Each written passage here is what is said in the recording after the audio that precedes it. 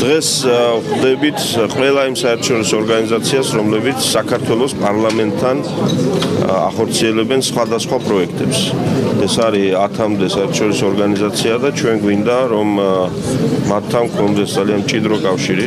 ჩვენ გვინდა, რომ ეს დახმარების პროექტები იყოს არა მხოლოდ დღევანდელ პრობლემებზე ორიენტირებული, არამედ მომავალზე.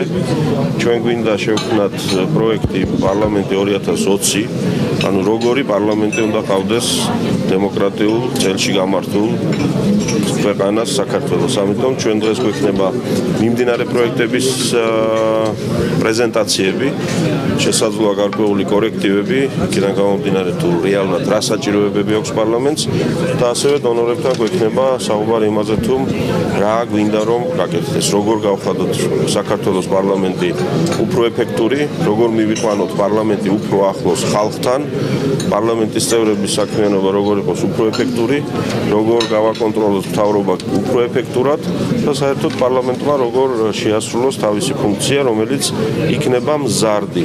იმიტომ რომ იმ მიმართულებებით რეფორმების გატარების შემდეგ, რაც დაგეგმილი აქვს კოალიცია ქართულ ოცნებას, პარლამენტის როლი გაიზრდება ქვეყნის ცხოვრებაში. ამას სჭირდება ადეკვატური მომზადება და ჩვენ ყველაფერთან ერთად ამ თემებითაც ვართ დაკავებული. როდესაც მე პრეზიდენტის რეზიდენციაში პრესკონფერენციის დროს მოგახსენეთ, რომ შეხვედრის დროს გაჩნდა ახალი შესაძლო სქემა იმ საკითხების მოგვარების, რომელზეც მიმდინარეობდა საუბრები, სწორედ ეს იყო.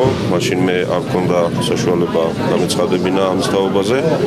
ვადასტურებ, რომ ამ წუთში მიმდინარეობს საუბრები იმაზე, ხომ არ შევიყვანოთ ძალაში კონსტიტუციის ისწავლები, რომელიც 2010 წელს თავად ნაციონალურმა მოძრაობამ შეიმუშავა და მიიღო პარლამენტში, მაგრამ ეს ისწავლები ელოდება მომავალ საპრეზიდენტო არჩევნებს და მხოლოდ მას შემდეგ შედის ძალაში.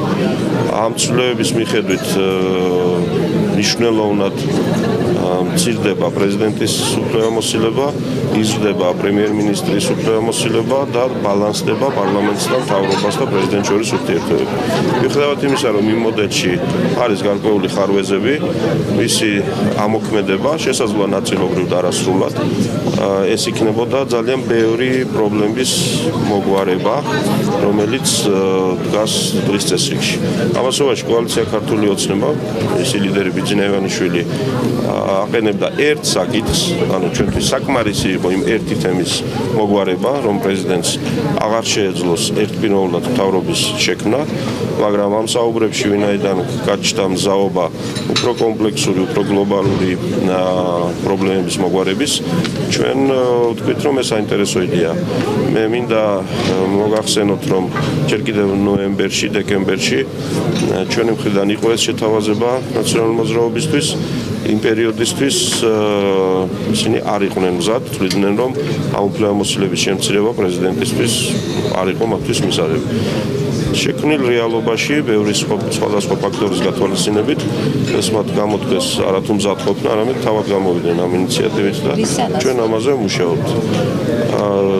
ბევრი ფაქტორი განაპირობებს იმას, რომ ადამიანები უფრო და უფრო რაციონალურად იქცევიან ხოლმე.